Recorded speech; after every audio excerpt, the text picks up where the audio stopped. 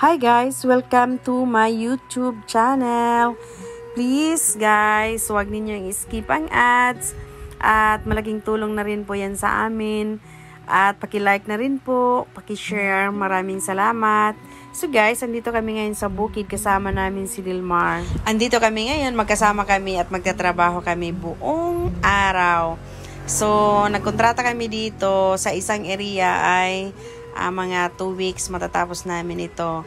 So guys, sana suportahan ninyo lahat ng mga video namin dahil malaking tulong na po sa amin na mga farmer dito sa bukid. So guys, maraming salamat. Sabi nga nila, mahirap ang maging mahirap. Alam mo yung pinakamasakit na pwede mong maranasan bilang tao. Yun ay pinanganak ka dito sa mundo. Pinanganak kang mahirap. Na kahit ano wala ka. Na kahit anong pambubuli sa'yo, wala kang kalaban-laban kasi nga wala ka. Dahil nga mahirap lang ako. Kaya kahit anong gawin ko, talagang ganun ang buhay. Namulat kasi ako sa mundong ito. Nawala ako kahit isang bagay na gusto ko mangyari sa buhay ko. Tulad ng kahirapan. Oo, andyan na tayo, mahirap ako. Mahirap tayo. Pero yung ipagkait sa akin, yung pag-aasawa, parang mas mahirap talaga pa ako sa mahirap. Alam mo yung nangangarap ako na gusto ko magkapamilya, pero ayaw ibigay sa akin ng tadhana. Hirap nun Guys, sa totoo lang yun ang sinabi talaga sa akin. Kaso nakakaano ng damdamin. Ay nako, talaga napakasakit. Sa totoo lang, relate talaga ako sa life niya. Kasi ako late na rin ako nag-asawa. The age of 38 years old, saka ako nag-asawa. Sabi ko sa kanya, magtiwala lang siya sa sarili niya. Kasi darating ang araw, kung talagang para sa'yo yan. Diba? Nakakaawa, hirap, mag-move on, charing. In fairness, minsan, sa ganitong buhay, nakakaiyak. Diba? Sakit isipin yun. Yung gusto mo, yung tumatanda ka na, pero walang nagkakagusto sa'yo. Diba ang hirap nun? Sakit talaga yun. Hits me so hard. Sobrang sakit talaga. Minsan, nakakapiko na talagang nakakapiko ng buhay. Yung gusto mo nang mag-asawa at bumukod na at nangarap ka na magkakaroon ng sariling pamilya at mga anak. Tapos ayaw ibigay sa'yo. Tapos tumatanda ka na.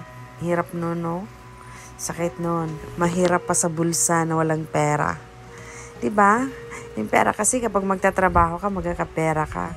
Pero yung pagmamahal na gusto mo bumuo, hindi mo yan kuha ka agad. Minsan nakakainggit na lang talaga yung bagay na pinaghihirapan mo. Halos hindi pa mo makuha-kuha. Ang hirap talaga ng mahirap. Mahirap pa din yung pangit ka. Dahil kahit anong tiyaga mo sa buhay, wala ring mangyayari. Kapag ang love na ang pag-uusapan, ang pagmamahal ng pag-uusapan. Pero umaasa pa rin ako na patuloy akong lalaban sa buhay. Hindi man ngayon, hindi man bukas, alam ko darating din yan sa akin. Alam ko may budget din yan sa akin. At yun ay hintayin ko. Alam nyo guys, I cried from my heart. Parang akong nasasaktan. Kasi sa totoo lang, nakakawa talaga siya. Hindi marunong bumasa, walang pinag-aralan. Tapos gusto niya, mga pangarap niya, gustong matupad. Hay nako, it's hard to be poor. Pero alam nyo, masaya maging mahirap kung alam nyo lang. Kaya, Dilmar, I salute you. I love you guys from the bottom of my heart. Isa nga ito katong sinungdong? Yung babae ko. Dapat sunod, dili na ninyo huban. Kaya makasira sa inyong trabaho. Ito taro na mo. Ito mga daw na mo ba? Tres may nagtabang. Dili na maayo. Yun ang delikado kapag ganon.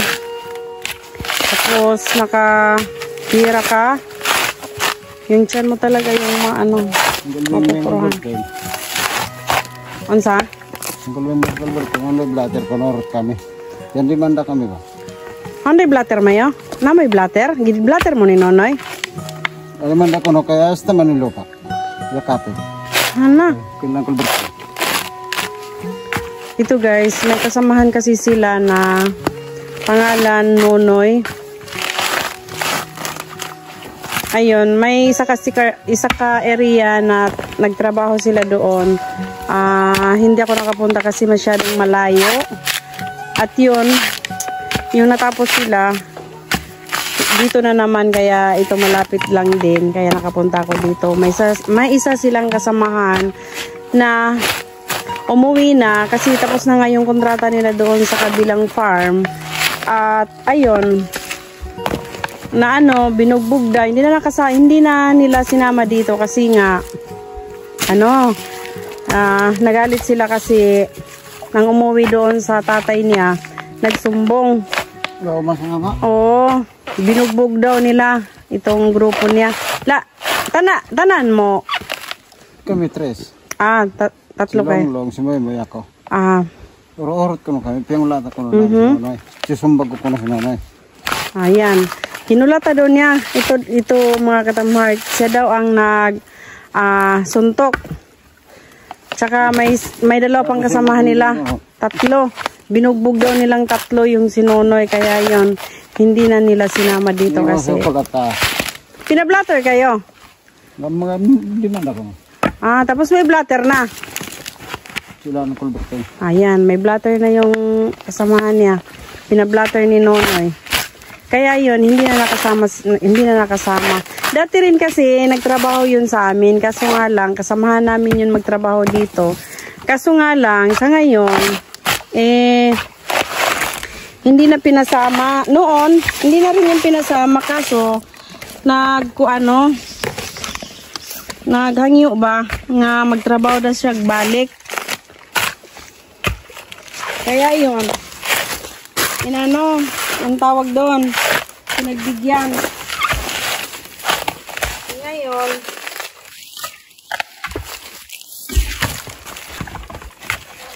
inulit na yung dati, no?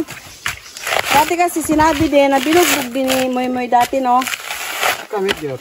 Kami ko na. Katong ngawong sa una ba? Ngawong dati sa una. Na, wader magatrabaho kay binugbog ko na mayo. Ni Moy.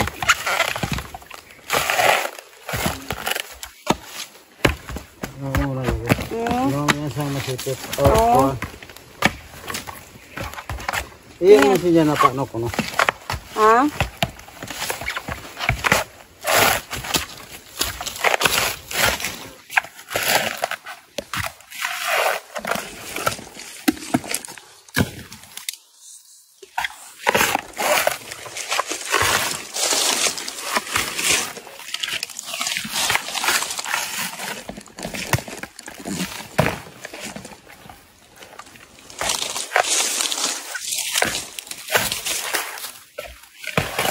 Bigyan ka di mayo. Mar. Iwas ako lang tayo. Gawin mo sa tayo na ito.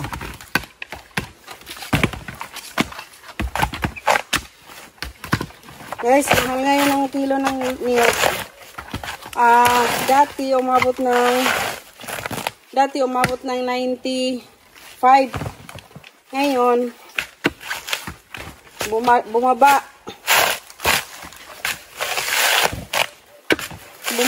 umabot ng 50. Ngayon, bumalik na naman ng 75. So, sa mga farmer dito, malaking tulong talaga ang kilo ng niyog. Kailangan yung mga ganito, tulad sa amin na farmer, pahalagahan ng gobyerno. Salamat talaga kami na tumaas yung kilo ng niyog. Sana tuloy-tuloy na ito. Kasi, ang labor ngayon is napaka mahal. At kapag bababa na yung yung ano ng niyog. Yung presyo ng niyog, bababa na. Yung tulad namin na naglilibor lang, walang problema sa amin. Yung problema, yung may-ari ng niyog, hindi na yan bababa yung libor. Yung may-ari ng niyog, kawawa talaga.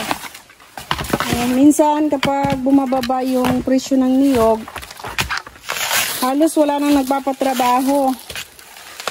Wala nang nagpapatrabaho na para magkupra ba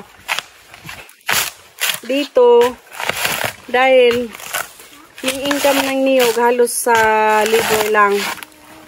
So ayan, minsan isang taon, isang beses lang, pero ngayon every quarterly pinapatrabaho at kinukupra itong tulad ng niyog, kasi nga mahal, sayang. O, di ba? Sana tuloy-tuloy. Kahit paano, magpapasalamat tayo kay Marcos. Kasi kung hindi dahil kay Marcos, talagang hindi aabot ng ganito at hindi tatagal ng ganito yung kilo ng niyog, di ba? So, kahit paano, sa mga taga Mindanao, kahit paano, nakakatulong din si Marcos sa mga farmer at may-ari ng niyog, di ba? So malaking tulong na rin 'yon. Yung dati kasi yung libor dito hindi na, walang TV, ngayon may TV na dahil mahal yung kilo ng niyog, di ba? So malaking tulong 'yon. Alam niyo guys, huwag kayong magalit sa akin kasi dati yung taga-libor tulad namin, halos hindi kami makabili ng pangangailangan namin. Tama na makakakain kami. At yung mga estudyante halos hindi nakapag-aaral ng college dahil nga sa baba ng labor ng niyog at saka sa presyo din. So ngayon, sa panahon ngayon, mahal na yung kilo ng niyog. Kahit anong gusto namin, nabibili namin. Diba? Nakakabili kami ng cellphone. Nakakabili kami ng gamit namin sa bahay. May TV na kami. Di ba, Mar? Tara na mag-TV, Mar. TV sa balay, Mar? Oh, so, meron na siyang TV. Anong balak mo, cellphone? Gusto mong bumili ng cellphone, Mar? Magbili kang cellphone, Mar. Cellphone ba? Kayo na mga chicks dito. Palit kang cellphone. So, kasi kasi ito, hindi, walang pangarap sa cellphone dahil nga, hindi marunong, hindi nakapag-aral kasi. Pero kahit yung cellphone kasi, kahit wala kang pinag-aralan, pindot ka lang kay Google. Lalabas na yung gusto mo. Di ba, Mar? Ayan. So, kahit paano, nagpapasalamat din kami kasi yung mga pangangailangan namin nabibili. Sana tuloy-tuloy na at sa next naman kung sino yung uupo na president, sana hindi yung hinihingi yung produkto sa mga farmer. Kawawa din naman kami na nagbibigay ng pumapasok ng pera sa Pilipinas, ini-export yung produkto natin, tapos parang hinihingi lang sa atin, tapos yung gobyerno na corrupt yung kinabang. Samantala kami, ganito lang. Kapag hindi kami nagtatrabaho, wala kaming kakainin. Tamang-tama lang sa panahon na baba yung presyo ng niyog. Tama lang talaga na, anong tawag doon, nakakain. Yung mga gusto namin hindi nabibili. Kahit yung sa pangkusina na mga gamit, halos tipid talaga. Pero ngayon, kahit anong gusto namin, nabibili namin, di ba? Ganun talaga yung buhay. Wither lang. Sana sa mga gobyerno, tuloy-tuloy na ito. At pahalagahan yung mga farmer na tulad namin na nagbibigay sa mga produkto natin. Gumagawa kami ng kupra, niyog. Ayan. So, Bibili na kami ng iPhone 16. Mar, iPhone 16. Bili tayo. Picture natin yung mga unggoy dito. Diba? Oh. Minsan, alam niyo guys, maraming halos talaga ng grupo namin dito na nagtatrabaho, walang asawa. Alam niyo kung bakit hindi sila nag-aasawa dahil takot silang hindi mabuhay yung pamilya nila kasi nga yung alam nila na trabaho yung ganito rin, ganito lang, ganito. Ayan.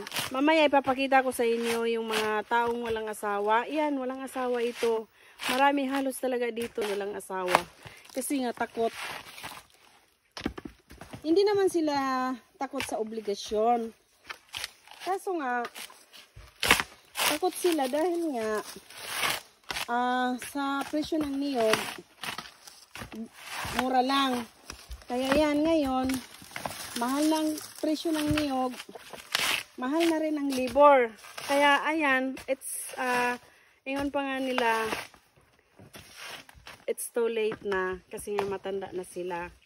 Gusto nilang mangarap, kaso aywan ko kung may tatanggap pa sa kanila kasi ang edad nila is 5'4", 5'7", mag-senior na rin. Kaya yan, so sana sa susunod na darating na president, sana tuloy-tuloy at saka kahit paano papasalamat din kami na tulad namin na farmer. Kasi alos talaga nang may niyog sa Mindanao talaga. Tulad ng Davao Oriental. Talagang malawak yung lupain para sa niyog. Yung alam ko kasi yung produkto natin na niyog parang first class dito kaysa sa ibang bansa. Diba? Tayo yung pinakamaganda na produkto ng niyog. Ayan. So guys, please paki-support ninyo yung aming video para may extra income kami. Di ba, Mar? Oh, ito mag-aasawa na rin kasi yung bunot ngayon. Pilang libo sa bunot karon, Mar? Guys, hindi ni kasi alam kasi may kapatid siya dito na nag-aalalay sa kanya. Yun, marunong may. Kasi ito si Jilmar. Pinaaral kasi ito si Jilmar noon. Yung ginagawa niya, umaakit ng flag. Kinukuha yung flag sa school. Naman daw classmate ka sa Onamar. Wala bang ko diha. Classmate daw mo ni Junjun. Classmate ko no ka mo ni Junjun. Oh. Basta ting klase daw, humana ang flag ceremony. Alas 8:30. Wala me. Kamangon mo ko, katkaton mo ko na yung flag, Mar. Kakamangon mo. Ha? Ano, unsa? May pa kami nga. Oo. Kasi ito daw. Oo. Nagkwento nga si Junjun. Sabi ni Junjun sa amin, grabe ang tawa namin. Itong si Jilmar daw, classmate sila. Pagkatapos ng flag ceremony, mga 8:30, sa tawagan na, dahil kanang, kukunin niya daw yung flag galing sa taas ba, na kuwaon niya balik ba, tapos ibaba na yung flag sa 8:30 AM pa. Akatapos pa lang ng flag ceremony, ayan, aakitin na naman daw at kukunin yung flag. Tapos pagkanain, wala pang recess, break time, walang recess, kukunin na naman niya, kakainin yung baon pagka 11, wala na siyang kakainin, tapos uwi na ng bahay. Kaya yan guys, nakakaawa, walang alam sa mundo. Ang alam lang niya, maghanap buhay. Tapos alam niyo yung pera niya, yung pinaghanap buhayan niya, yung income niya dito, hindi siyang mahawak yung nanay niya. Ayan, kasi kapag alam niya yung pera, yung tulad ngayon nito, ang kikitain niya is 5K. Ilang araw lang yun. 6 days, tapos na yan. Kaya yan. Ganito, 6 days, tapos na sila. Yung income ni Jilmar talaga is tag 4,000. Kasi kapag alam niya yung 4K, ayan, bibili na siya ng kahit ano.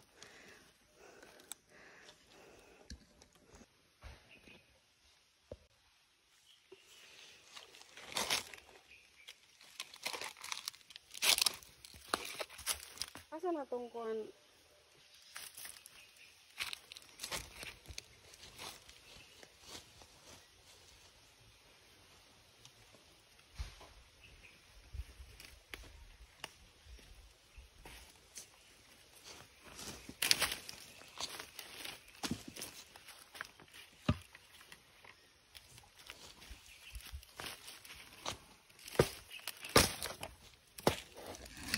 Kilay libur karon sa lubi, Maris. Di kasi niya alam kung magkano yung ano.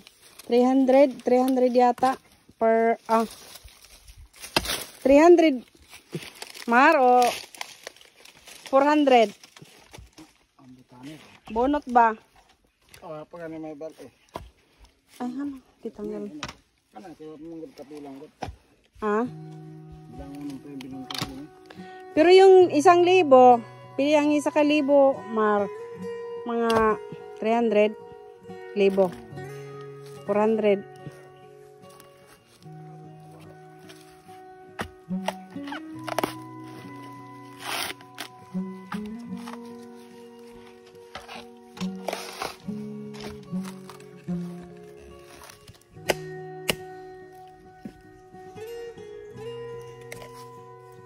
Kana. Rugi ta sa kaitin. Kuha naman muna. Tara, Day. Apa na?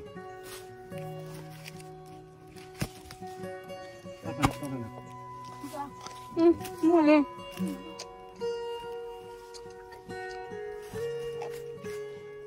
Guys, makubig.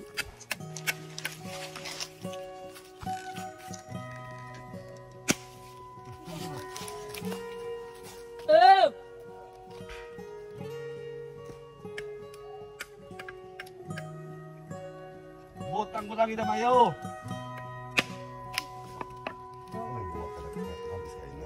Ano ito yung pinakamasarap na buwa.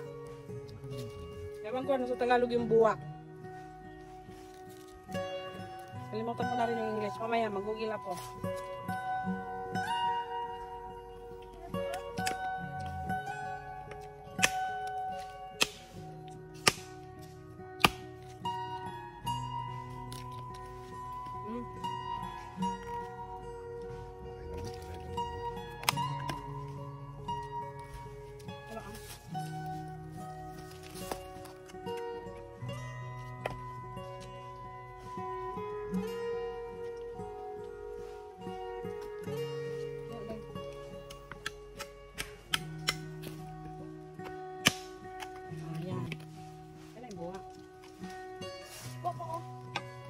So delicious.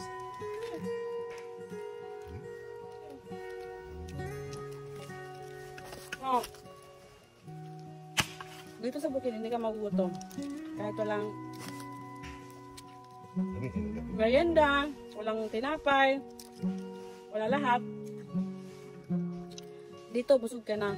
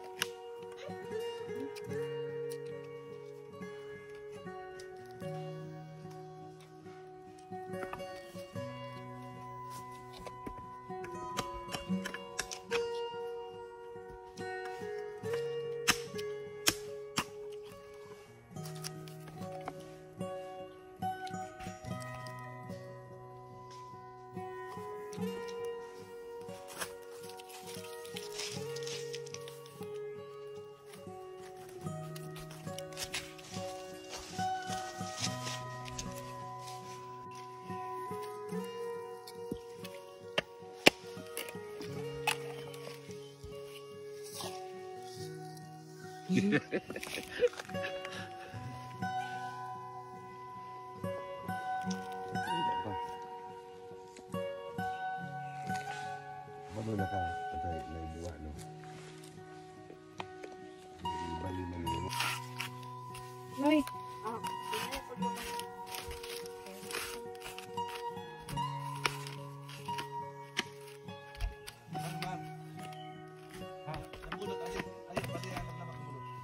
Makan mo.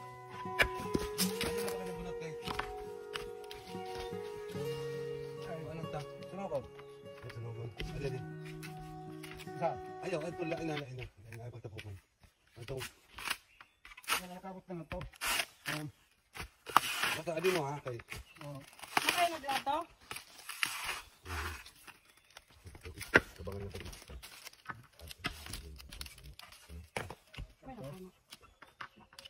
Basta daw sa pagdanan dito. Lagi dulu yan. Ano ko na lagi dyan? Buta ka magiging bulot. Huwag ka nito pang ito. Kasi mo bo. Kasi yung mo boy. Ano yun mo? Itong mana na yan. Meron ka na sa ito. Ha? Itong mana na yan. Hindi ka may ito. Oo. Bakit ka may ito? Tapos ito na kami sa ikaw, magtubo ng dagat. Magbukam tayo siya. Di ram ra sa mga noy. Nakaka. Siya ko maramag lang. Ito po kanang na ba ya?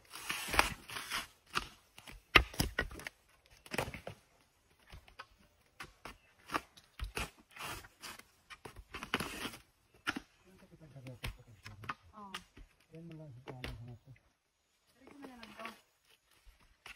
Isusun ko namin.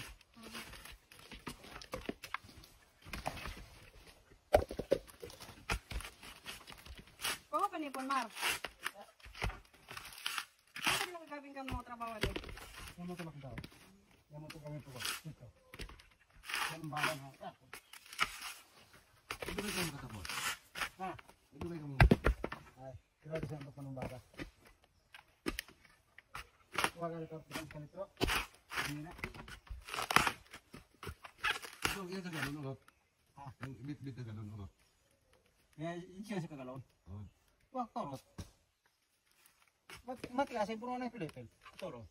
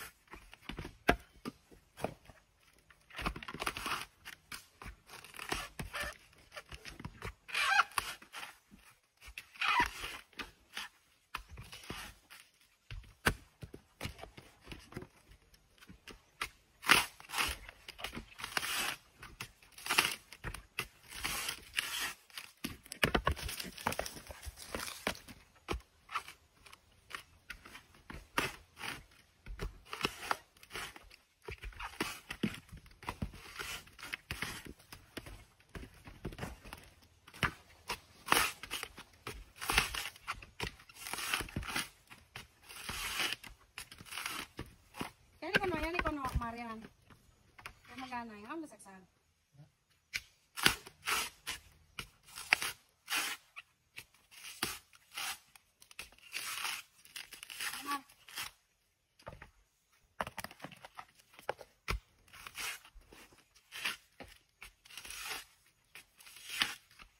Malibag ko mas niya na pepataas yung plan.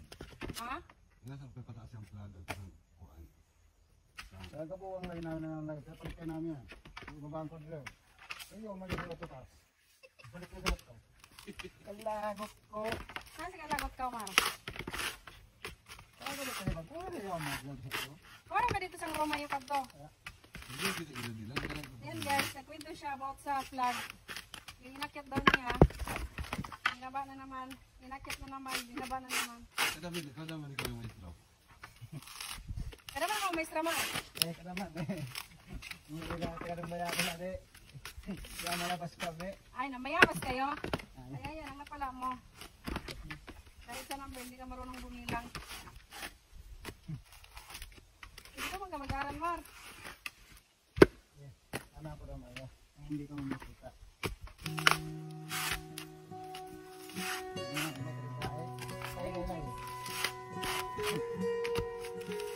Mar, ano ba yan na Mar papunot? Ilan ko na lang ito. Kaya ko ang pagpalabasan ko ng mobile. Ilan ko na pala po ng mobile. Kaya ko bubot.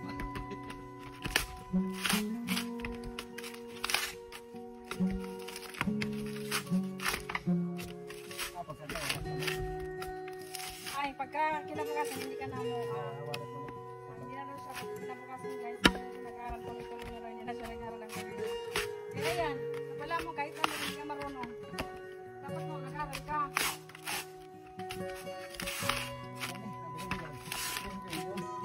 Si Junjun, tuloy-tuloy. Hindi kami sinang klase sila. Ha? Hindi kami sinang.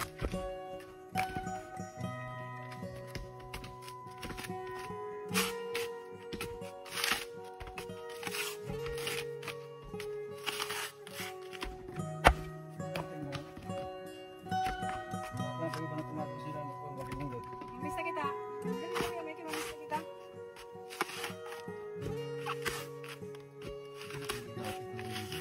Ha? Oo, kaya dato kita masuk kita ko truck.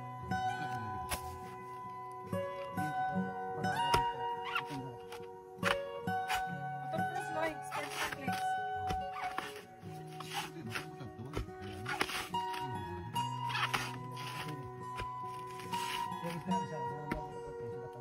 Ang style niya, hindi ko malutong ka natin. Bago mo lang ito sa mudi ka nilang kuhan. Oo.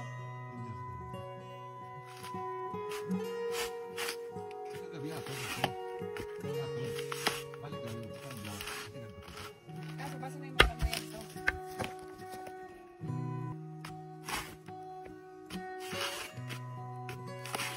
Kuya na yan.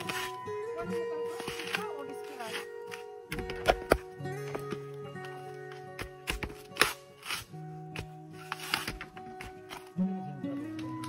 Si size.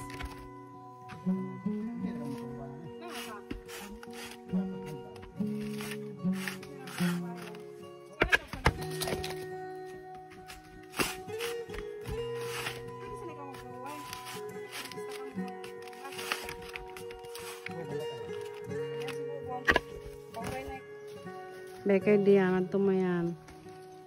Buat nak, buat.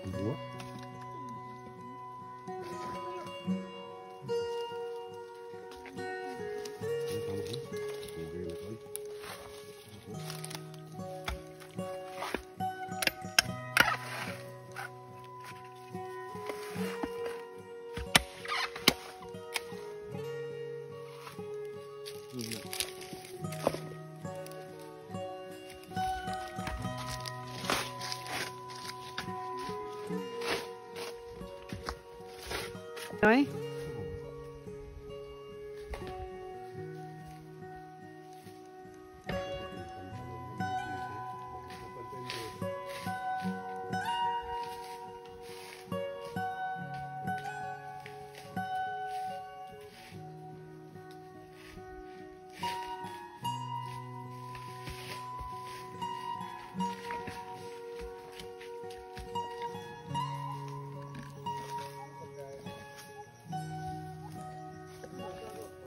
Ha? Ikaw ganyan pag-una. Why lapit Mar? Sige pida Mar. Pero mababak dayo. Oh. Ano? Nabiyaan mo ka ka. Maka sisigarilyo siya na kita tubok. Makupos kita ang dombok. Okay na, tama da. Ano? Handa na sa aming nalabakan na Mar. Nanlagsik ka ano saan? Tuwa po niya tipunan lang ng kalberto. Ay, ito kay pagkadiwang pa. Ngayon ko ang kaya ng mga alis ko kalihan ko.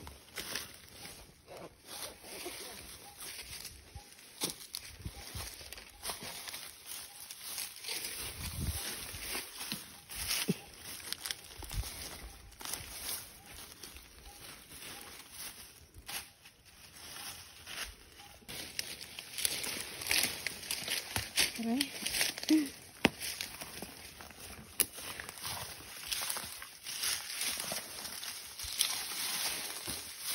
Hindi ka kita lagi. Ha?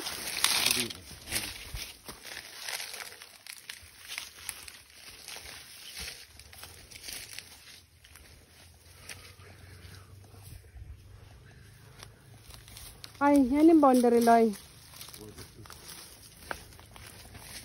Pabukid pa yan ni Loy.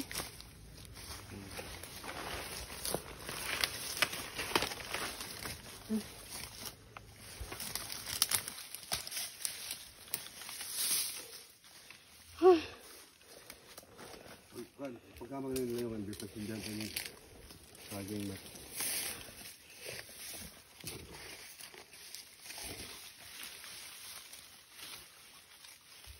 Pagka magnilayawan yan, paano tumoy lang.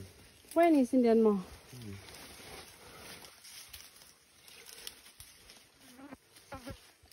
Sana nila so yan nagbasin sini. Oo.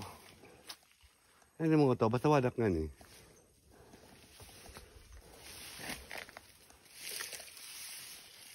Kapitor ko, pila sa lang ay pagpila saan. Ano lagi kayo katuwanan mo dyan iyog ba? Yan eh. Kasi yung tabuan saan. Oh, gusto ba biya? Nagbiya ang gano'n. Ano saan? Nagpinig yung tabuan. Yan, taas gaw. Aking mano. Okay. Ano yung letter man, no? Ito ba? Ganda po ka. Bukan mo din eh. Ito sa salik-salikan pa. Lagi. Nasa yan eh. Medyo...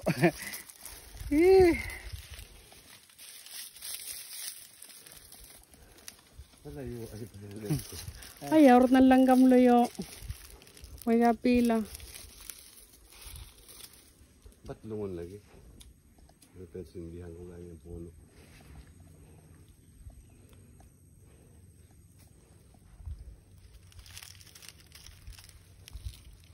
letter mo. Awon. Lumbok dami, didahan pa ka lang isa. Sabi ko mga pumunigol.